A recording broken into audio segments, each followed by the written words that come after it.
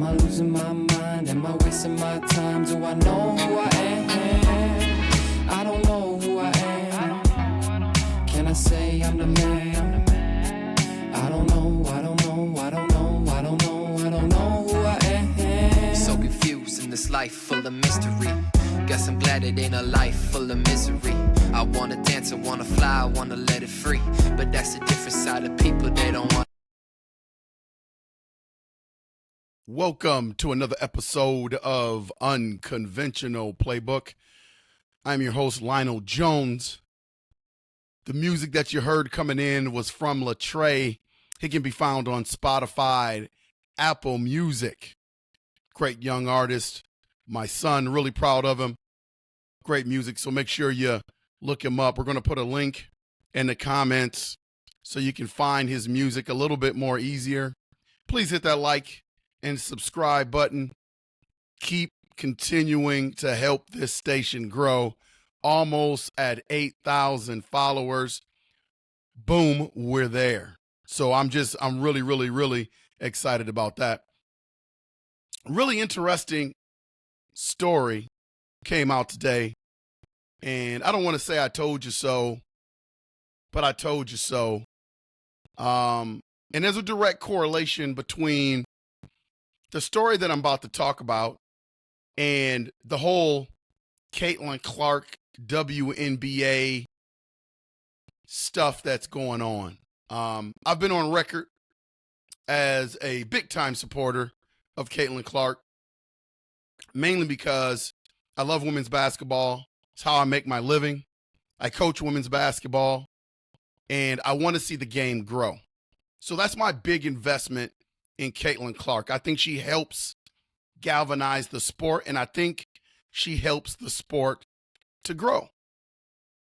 And that's my biggest reason for supporting, embracing the Caitlin Clark mania, if that's what you want to call it. Because the league has been struggling, and I just don't want to see the league struggle anymore. And it looks like the formula that the league has always adopted or the league has always had just hasn't worked because they've been losing money for the past 20 years and not selling out their arenas, and their players can't fly charter. And, I can go on and on and on with the list of things where the WNBA, they're hurting. And Caitlin Clark helps that. How much she helps that, you can debate, you can argue, but I think it's safe to say that if you have any common sense, you know that she helps that. So news came out that Undisputed on Fox is letting Skip Bayless go. Now, Skip Bayless, far from a scrub, lot of credentials, created First Take, founder of Cold Pizza, arguably helping First Take get to where it is today, helping Stephen A. get to where he is today, helping Shannon Sharpe get to where he is today, among others. Skip Bayless left First Take to go to Undisputed in Fox.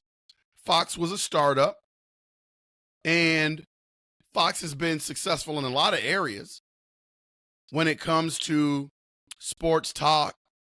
Colin Cowherd, he's over at Fox. So they've had some splashes. But again, I think it's safe to say that ESPN is still the top dog, and Fox is the little brother. And so you have to understand where you are and appreciate what you have. And when you have talent, and when you have someone that's popular, it doesn't matter what you think of them as talent. When the audience says what they want to see, pay attention to that. That's what I talk about with Caitlin Clark all the time. So Skip Bayless goes to Undisputed, and he brings on Shannon Sharpe, who previously was on CBS, and gave Shannon Sharpe a chance to cut his teeth on Undisputed. And no matter what you think about Shannon Sharpe, whether you think he's a talent or not a talent, or whether you think he's entertaining or not entertaining, the verdict is out. People love him. And people loved him on Undisputed. They thought he was entertaining. The ratings showed that they liked the combination between Shannon Sharpe and Skip. He brought in an audience that Skip could not bring in by himself. Shannon Sharpe was, for all intents and purposes, was great on that show. The numbers supported it. The popularity supported it. And along the journey, there were several times where Skip Bayless disrespected Shannon Sharpe on that show. And it just became apparent. And because Skip had been so successful in other areas, he didn't embrace what he had in terms of a talent and popularity that he had right there in front of him. He had been successful for a long time in a lot of different areas, whether you're talking about journalism or whether you're talking about sports talk on TV. He had been very successful in a lot of areas. So when you have success over a period of time, there starts to be a lot of arrogance, and that you feel that you're Teflon and people that are around you can be easily replaced. Therein lies the disrespect from Skip Bayless to Shannon Sharpe. So this thing was public. I mean, if you guys watched that show for a long time or followed anything in terms of sports media, those two were always at it. There was a time where Shannon Sharpe didn't even come to work when they were talking about the Hamlin situation. Skip made some comments. Shannon Sharpe got upset, called in to work. And then there was the back and forth, the tay-to-tay, where Shannon and Skip got at it on the air. And Skip disrespected Shannon, said they were talking about Tom Brady, and he said that, Shannon, you will forever be jealous of Tom Brady, something to that effect, and said he was upset that he wasn't as good as Tom Brady, that he will never be as good as Tom Brady. Now, this is supposed to be your partner, your guy that you're going to war with every day, competing against other talk shows out there, and you disrespect Shannon Sharpe. Now, Shannon Sharpe is not a scrub. Shannon Sharpe, arguably, is one of the best tight ends of all time. That's to be debated on another show. Maybe we'll use that as a start one, cut one, bench one, erase one type show. But Shannon Sharpe is not a scrub. Had a great NFL career. An NFL career that's so great that he was named to the Hall of Fame. Yet Skip, as Shannon Sharpe would call him, Skip, was disrespected on that show and told Shannon Sharpe that he would never be as good as Tom Brady, and he was jealous of Tom Brady because of everything that Tom Brady had accomplished. So, rightfully so, Shannon Sharpe gets a little bit heated. And he gets a little bit animated on the show. And Skip and Shannon are going back and forth the whole show. And Shannon takes his glasses off. And Skip Bayless says, "Put your glasses back on." Now, this is supposed to be your partner. This is supposed to be the guy that you're going to war with every day. Your guy that's helping you with the ratings. A guy that has started his own podcast that's really popular. A guy that people want to see. A guy that has expressed to you that he wants to be here, and a guy that people have expressed to you that they love on the show. A guy with connections that can get interviews that ordinarily without him you can't get. A guy that has connections in the entertainment world and the sports world. Put your glasses back on. This is what Skip Bayless told Shannon Sharpe. Oh, my friends, UP Nation, that was the beginning of the end of that relationship. Few months later, Shannon Sharpe decides, I'm leaving Undisputed. He leaves the show. He leaves the show classy. Thanks Skip Bayless for the opportunity.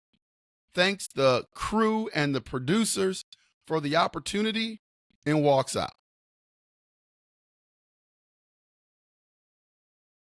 Lying in the weeds is one of the biggest capitalists of all time, Stephen A. Stephen A. loves money, loves popularity, loves attention. Come on. Sees Shannon Sharpe out there, goes out publicly and says, I'm going to my producers because I want Shannon Sharpe on First Take. And again, it doesn't matter what you think about Shannon Sharpe. It doesn't matter what you think individually about Shannon Sharpe. Whether he's knowledgeable, whether he's entertaining, whether he's a good speaker, it doesn't matter. The verdict is in. People like him.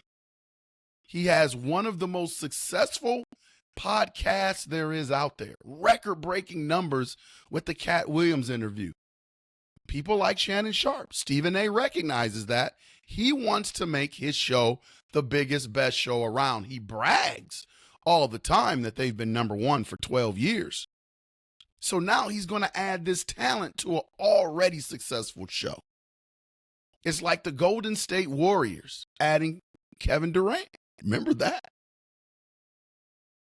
So now First Take is even more popular, but I know how people like Skip Bayless think. I've been successful my whole life. I like the way the things are going, the way I like to run them, and I'll survive without Shannon Sharpe. I'll find a way. He's easily replaced. And he was the golden goose for your show. Yet, you didn't embrace him. It's kind of like the WNBA and Caitlin Clark. So now, after a year's time, the ratings for Undisputed start to plummet. He's done his best to try to replace Shannon Sharpe, Keyshawn Johnson, and a whole cast of crew. Just a cast of characters. Every week, trying to replace Shannon Sharpe. And the show, just give it the eye test, pales in comparison in terms of knowledge and entertainment value for the audience. The ratings have spoken. It's almost like in basketball when you hear the term ball don't lie, ratings don't lie. It's what the people want to see. And it has been a boulder rolling downhill when it comes to their ratings after Shannon Sharpe has left. When Shannon Sharpe leaves, goes to First Take, they stay number one. Their ratings have actually jumped with Shannon Sharpe on there. And then I mentioned the Cat Williams interview, one of the biggest viewed podcast episodes ever with Cat Williams. Shannon Sharpe did that when he left Skip Bayless. Skip Bayless is back at Fox floundering. So, long story short, it was announced today that Undisputed will be letting Skip Bayless go. And here's the kicker. They're going to keep the show. They're just going to replace him. It's got to be mind-blowing for him. It's got to be embarrassing for him. But Skip Bayless does what he does. Of course, he's going to come out and make a statement how happy he is to be let go, and he's tired of doing bad shows. And he can't wait to see what's next, what his next venture is going to be. His next venture is going to be trying to create a more popular, entertaining podcast that he already has. No networks are going to touch him. He's going to be an outcast like Jason Whitlock. He has burned so many reputations. He has burned so many relationships in the sports world that nobody's going to want to touch him. He's not an asset anymore. All because he didn't embrace the talent and the popularity of the person that was in front of him. He thought he could survive without Shannon Sharpe. He thought wrong. So again, circle this back around to the WNBA and Caitlin Clark. You're floundering. WNBA, you're floundering. The ratings have shown it. The salaries in the WNBA show it. The popularity has shown it. Ratings, interest, whatever you want to say. You've been shown that for 20 years. And now you have this entity that's changing it all.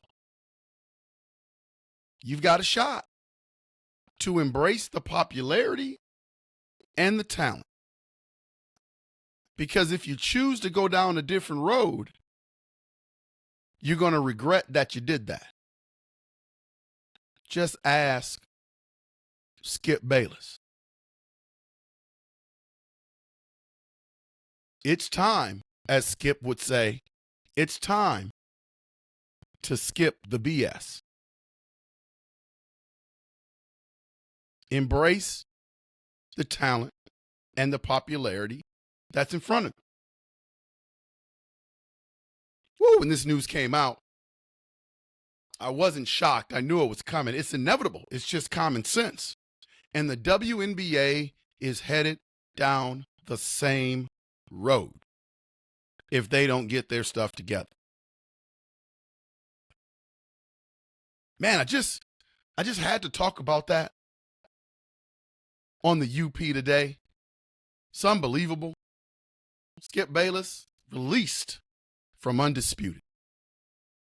There's a lot of news going around about Dallas Turner, J.J. McCarthy still not being signed yet. Look, I've gotten a couple of emails about that. I'm going to talk about that with Pat when he comes on. But I'll say this. I'm not worried about them getting signed. It's just the timing of it. Dallas Turner, J.J. McCarthy, they're going to get signed. But when will they get signed? And the Vikings better get that done because training camp is coming up, and you don't want these two guys missing the start of training camp. It puts them behind the 8 ball. It puts them behind. Neither one can afford to get behind. We need J.J. McCarthy in that facility, getting the reps, going through that training camp, and the same with Dallas Turner. So it's in the Vikings' best interest to figure out what the deal is, what the hang-up is, and get it done. And I believe they will get it done. I don't believe that there will be a holdout. I will be surprised if either one of those two want to hold out, because here's what I know. Neither one of them want to hold out. So get the rookie contracts together. Let's go, man. Let's go. The Minnesota Vikings right now have been really noisy. They need to start to quiet the news cycle down. Get these contracts signed, and let's get down to business for training camp. So again, we'll talk about that with Pat, see what his thoughts are. I'm interested to see what the guru of Minnesota sports, see what he thinks about the whole deal. Again, no fear here, it's going to get done, but the timing is really important. This has been Unconventional Playbook. We're going to keep on pumping out great content. Keep hitting that like and subscribe button. Keep emailing. Keep hitting us with comments. Love to interact with UP Nation out there. This has been your host, Lionel Jones. We will see ya when we see ya. Latre, take us home.